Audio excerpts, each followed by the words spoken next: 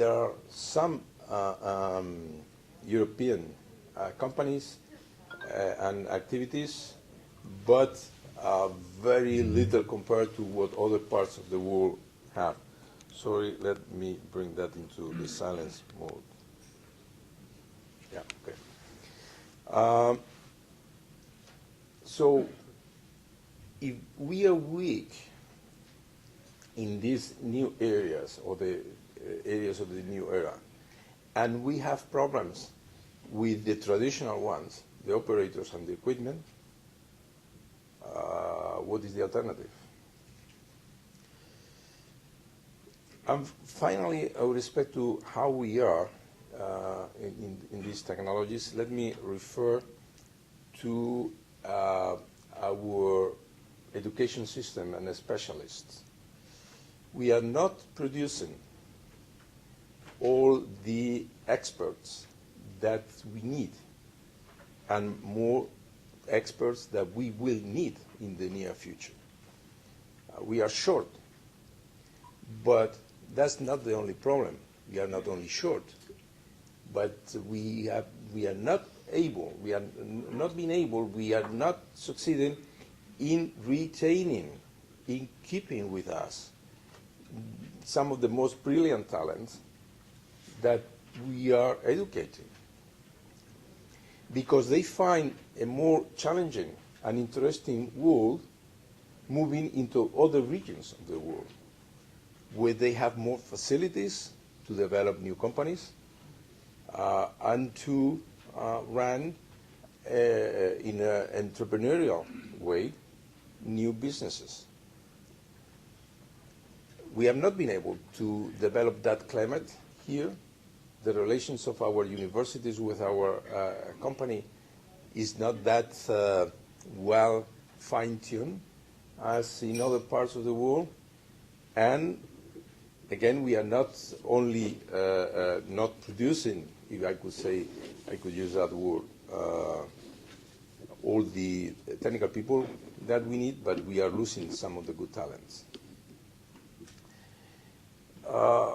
So this is the cornerstone, where we are, how are we in Europe in ICTs. Now, in those circumstances, we come into the presidency. So what is our conclusion and our objectives for the presidency, and how are we basing, in which elements are we basing our set of actions for the presidency? First, Europe cannot afford not to gain grounds on the new ICT era. We cannot afford not to gain ground.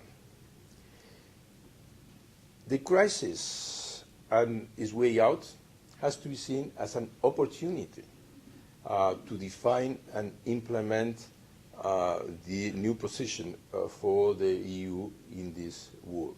It's a great opportunity, but it has a time window.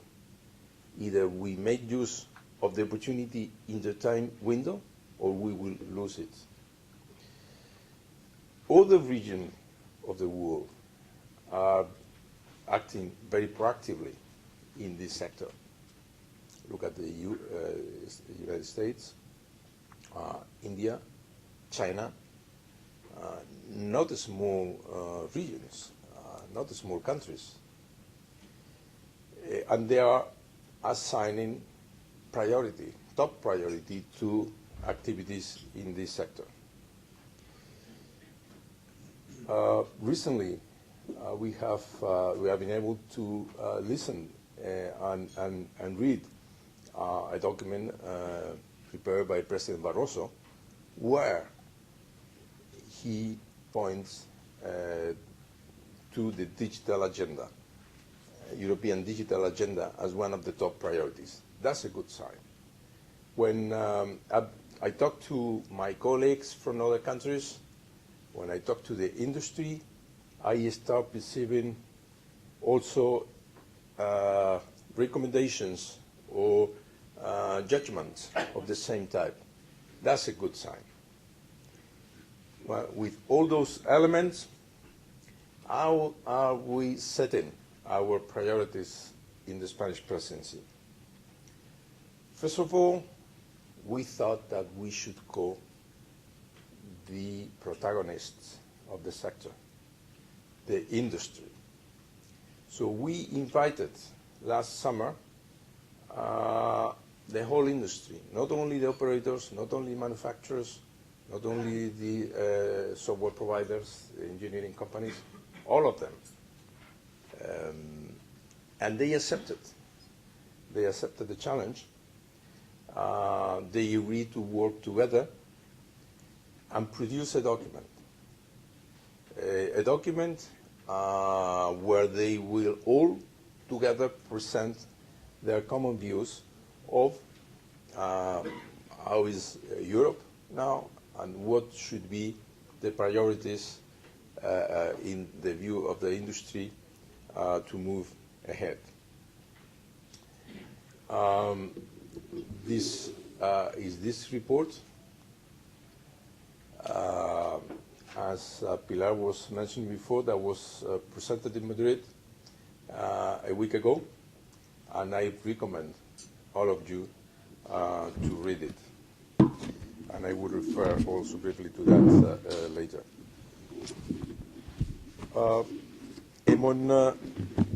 Sorry, it's not easy to work all that with just a single hand. We are also preparing an action plan based on a few priorities. Which are the priorities? First, the strategic plan, 2010-2015.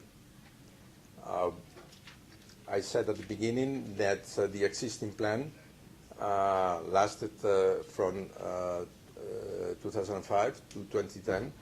Now we have to write the new one. We have to do it. And we have to do it sooner better than later. Again, the time window we have is short.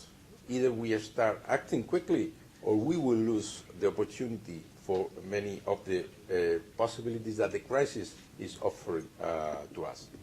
So first priority is this strategic plan. And that strategic plan should address all the modern challenges that we have in front of us.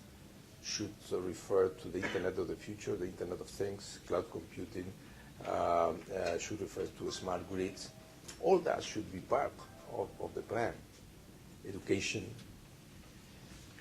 One other priority, we should do things to facilitate investments on infrastructure and platforms by European companies. The rest of the world is doing that. If we don't do that, we will start building a digital divide between Europe and the rest of the world. And we have to contribute with our regulation and clarity and programs and demands, not only for the development of those platforms and infrastructure, but also for the implementation and for the use of them. We have to promote the adoption of a European Charter of User Rights. Our users have to feel comfortable about how the sector treats them, how they can move into these new technologies.